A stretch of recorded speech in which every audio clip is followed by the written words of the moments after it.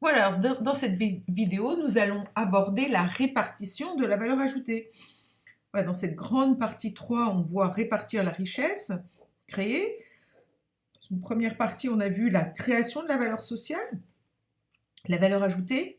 Dans une deuxième partie, ici, 3.2, nous allons voir la répartition de la valeur ajoutée.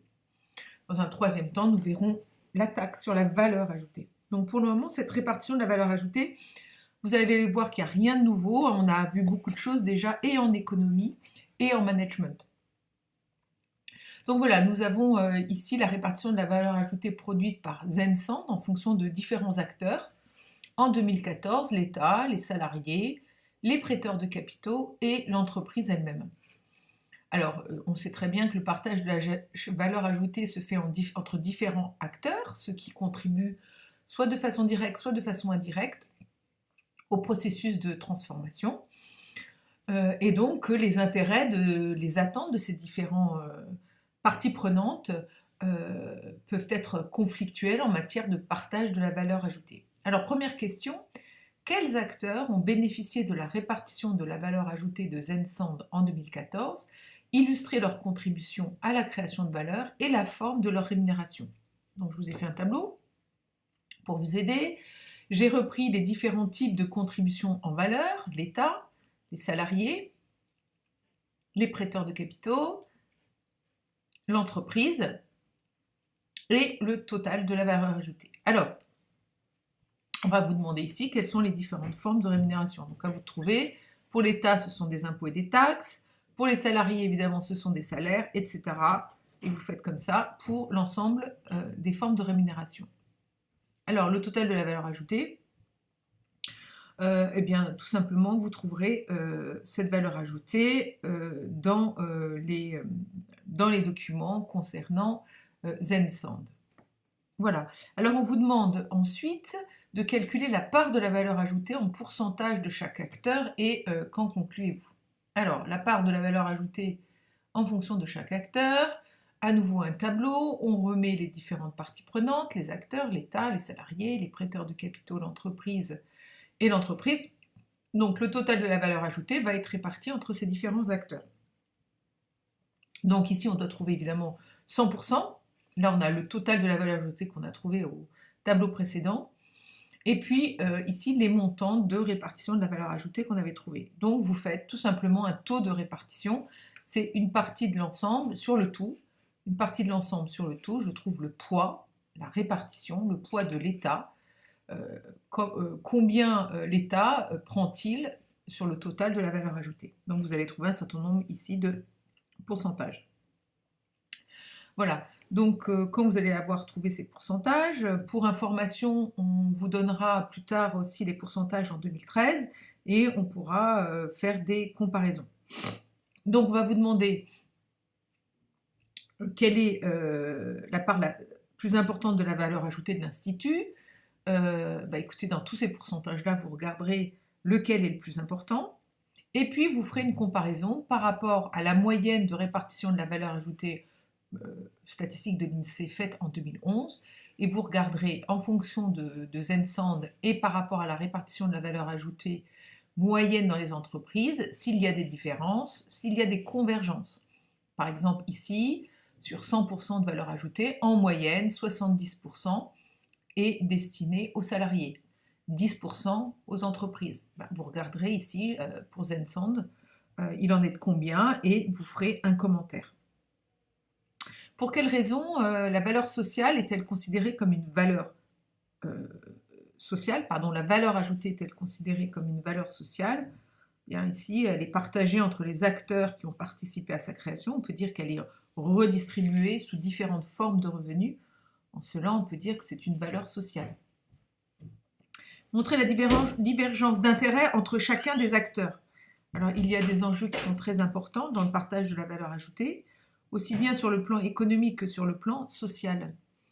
Le partage de la valeur ajoutée se fait entre différents acteurs qui ont des intérêts spécifiques et divergents, nous l'avons déjà vu, en management. Alors, on va vous demander tout simplement ici, voilà, donc à qui revient la part la plus importante par rapport à la moyenne nationale, qu'en pensez-vous?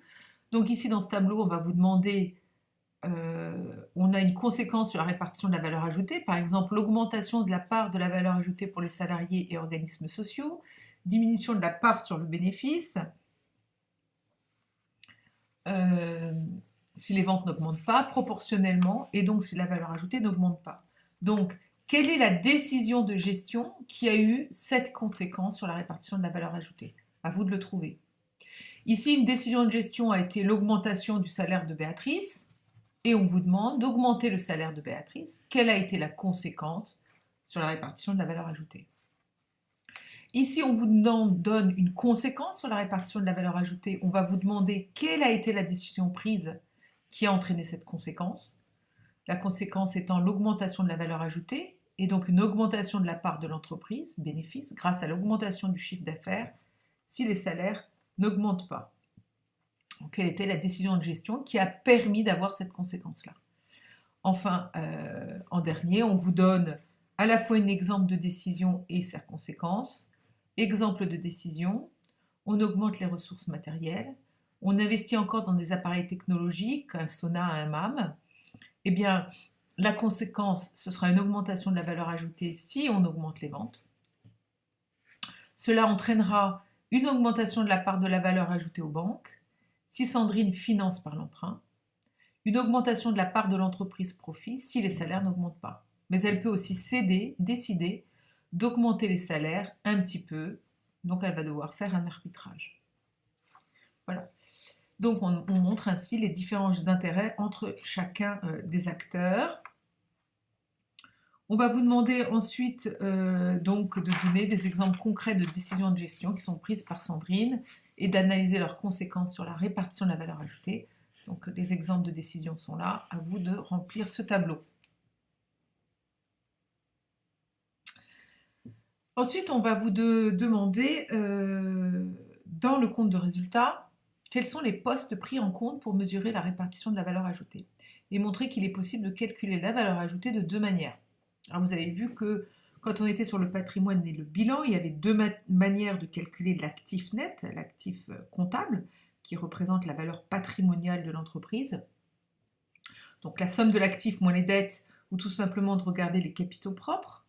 Et si on vous demande comment on regarde, comment on peut mesurer la répartition de la valeur ajoutée. Voilà.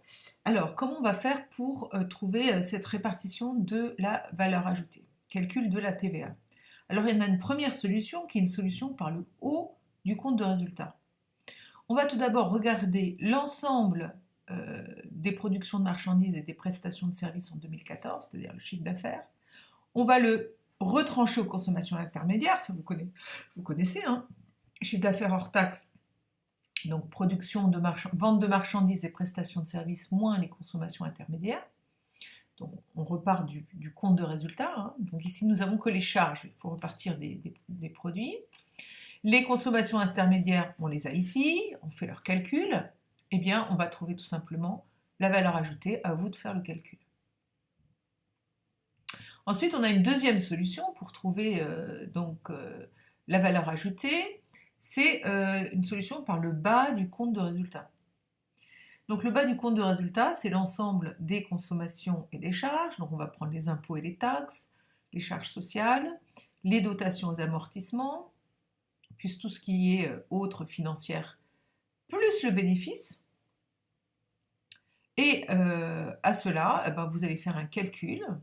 Et si vous faites cela, eh bien, vous trouvez à nouveau la valeur ajoutée. Donc vous devez trouver dans les deux cas, soit vous faites le calcul de TVA que vous connaissez bien, chiffre d'affaires, vente de marchandises et de services moins consommation intermédiaire, vous devez trouver une valeur ajoutée, soit par le bas du compte de résultat, vous faites tout simplement la somme de toutes les consommations intermédiaires et vous rajoutez le bénéfice. Et là encore, vous devez trouver la valeur ajoutée.